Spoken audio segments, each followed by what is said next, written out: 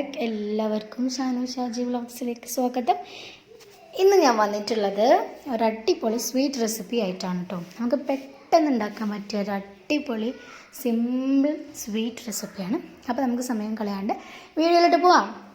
ഞാനിവിടെ ഓൾറെഡി ശർക്കര പാനിയാക്കി എടുത്തിട്ടുണ്ട്. അപ്പോൾ ഇത് ഏകദേശം ഒരു 3/4 കപ്പ്, ഞാൻ ഈ എടുത്തിരിക്കുന്ന ഗ്ലാസ്സിൽ ഒരു 3/4 കപ്പ് ശർക്കര പാനി ഉണ്ടാവും.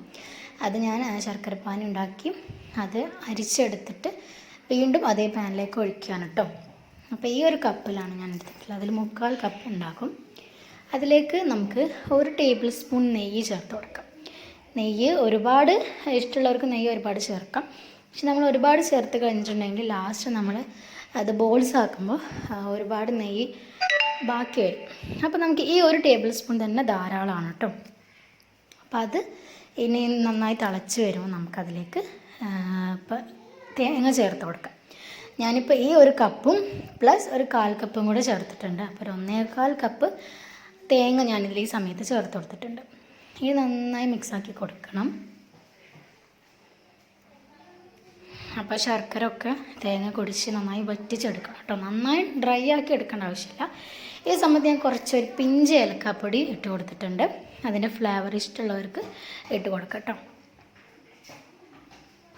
ഇനി നന്നായി മിക്സാക്കി കൊടുക്കുക.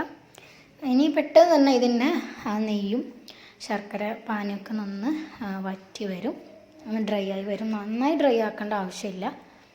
ഇത് ജസ്റ്റ് ഇരുന്ന് കഴിഞ്ഞാൽ തന്നെ സെറ്റാവും. നമുക്കിതൊന്ന് ഇളക്കി യോജിപ്പിച്ച് എടുക്കാം.